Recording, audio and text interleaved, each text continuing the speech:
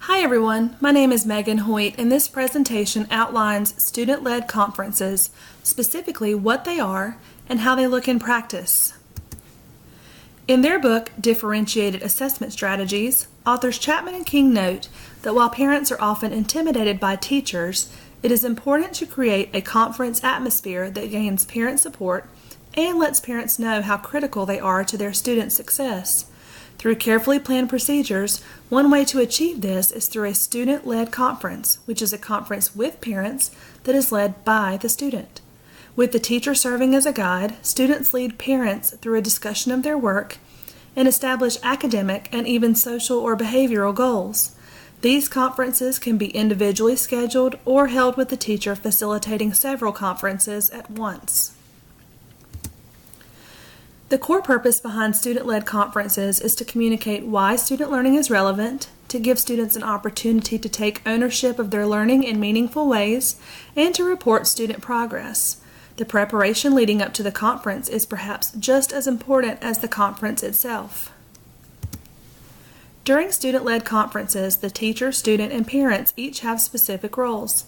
The teacher serves as the facilitator and observer. The main role of the teacher is to set the stage for the conference, whether through scheduling, training the student, setting up and inviting in comfortable conferencing space, or assisting students as they select a portfolio of work to discuss. The student is the key participant, and they are responsible for working with the teacher to identify both strengths and learning needs, as well as gathering evidence to demonstrate their learning. In addition, students are expected to engage in a self-reflection process, a critical element of student-led conferences that is often missing from traditional conferences. Parents should serve as active listeners during student-led conferences. As partners in education, parents can embrace the opportunity for one-on-one time with their child that is focused on learning and progress.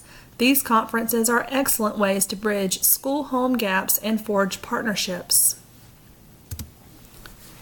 While student-led conferences have many key benefits, the most positive advantages are students taking ownership in their learning, students showing parents what they know and what they are learning versus telling them, increased parent involvement and strengthened partnerships, and development of students' organizational, self-evaluation, self-reflection, and presentation skills, all of which will benefit a 21st century graduate as they prepare for higher education or the workforce.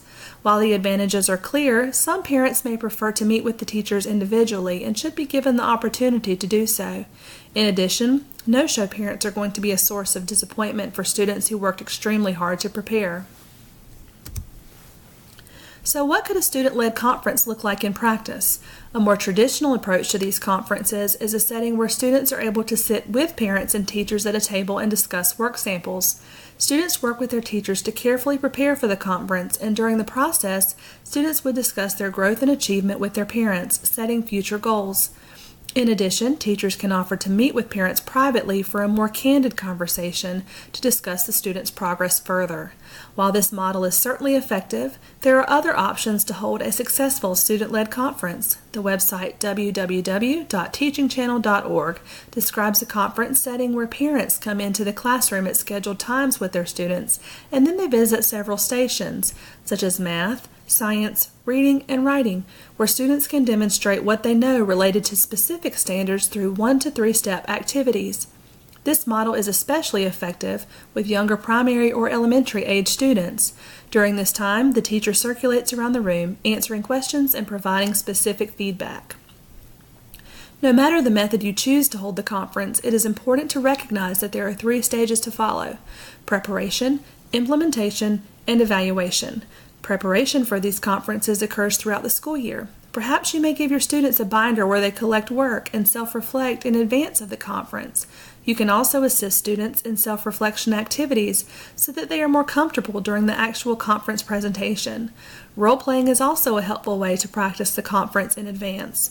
In addition, during implementation, you can provide students with checklists or cues, as well as provide parents with a list of potential questions or conversation starters to make the conference a success. Post-conference, it is important to reflect, evaluating the strengths and weaknesses of the student-led conferences so that they can be improved for the future to maximize benefits for both students and their families. Key tips for a successful student-led conference are: keep it simple, limit take-home handouts, provide translations to accommodate diverse learners, practice with students so that they understand the expectations, and utilize the support of colleagues to help manage the process. By following these tips and finding a model of conferencing that works best for your classroom population, students are likely to become more engaged in their own learning, increasing their responsibility, organizational skills, accountability, and self-awareness. In addition, parent connections can be strengthened and instructional quality can be improved, all of which are benefits that support both academic and social growth.